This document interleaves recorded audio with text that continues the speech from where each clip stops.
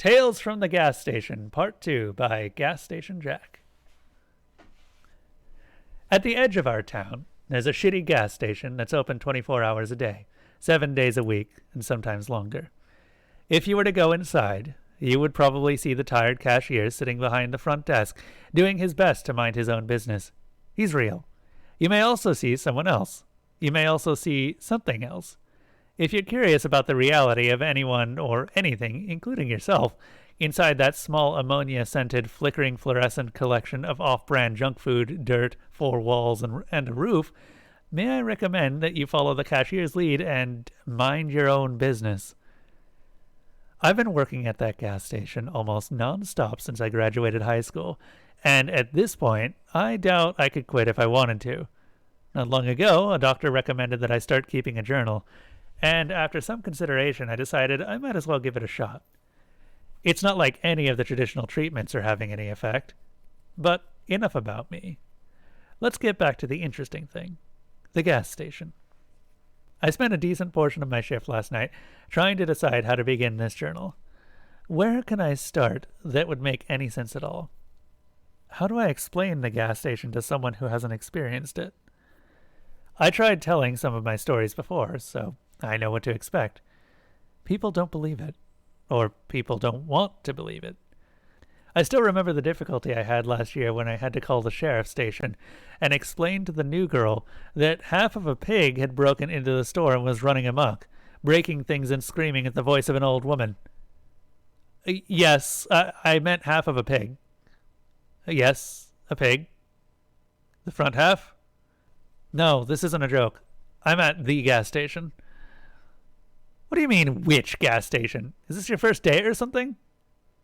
Oh, it is. In that case, can I please talk to someone else? She finally put me through to Tom.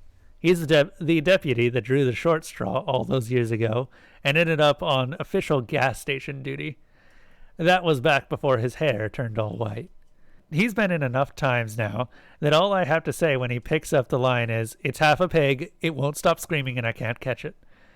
And then he grunts, mutters something about being pretty frickin' weird, and then drives out to help me catch it. Tom is a good guy. I asked around, but no one knew where the pig had come from. Farmer Brown, who was still alive at the time, came down to take a look and provide his expert opinion. According to the farmer, the pig had somehow been chopped down the middle, but miraculously none of the important organs were hit. Nothing supernatural about it. Just really unusual.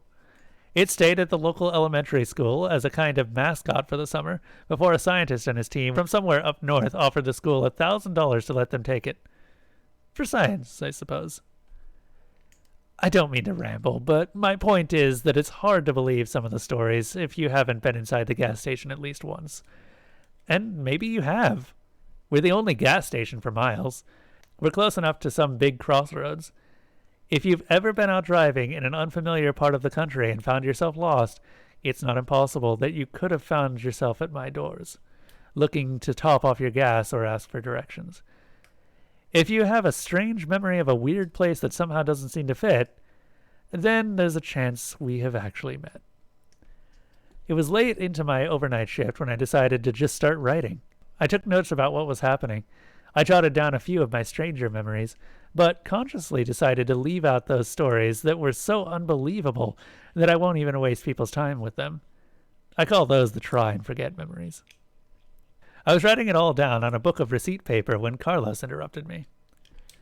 Carlos was one of the part-timers at the gas station. We had a pretty long list of part-time employees here. The owner likes to hire transients, drifters, hitchhikers, passers-by, and runaways looking for work for a few days. I try not to get to know the part-timers.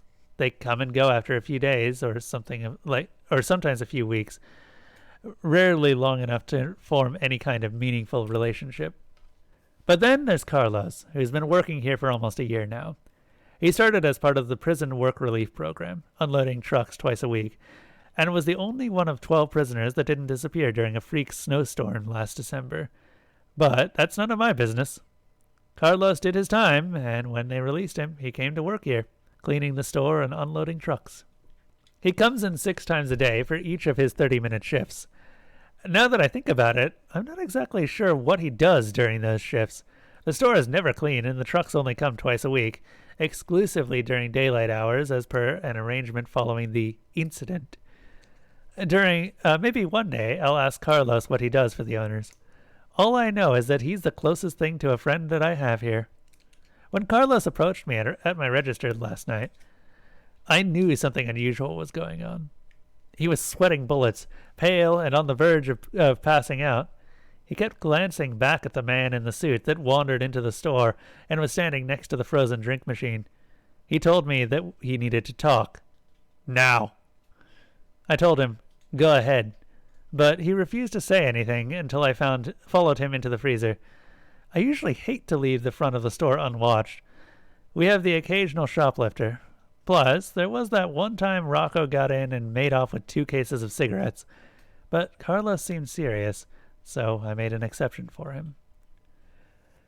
Once we were in the sub-freezing safety of the walk-in cooler, Carlos asked me if I had seen the guy in the suit.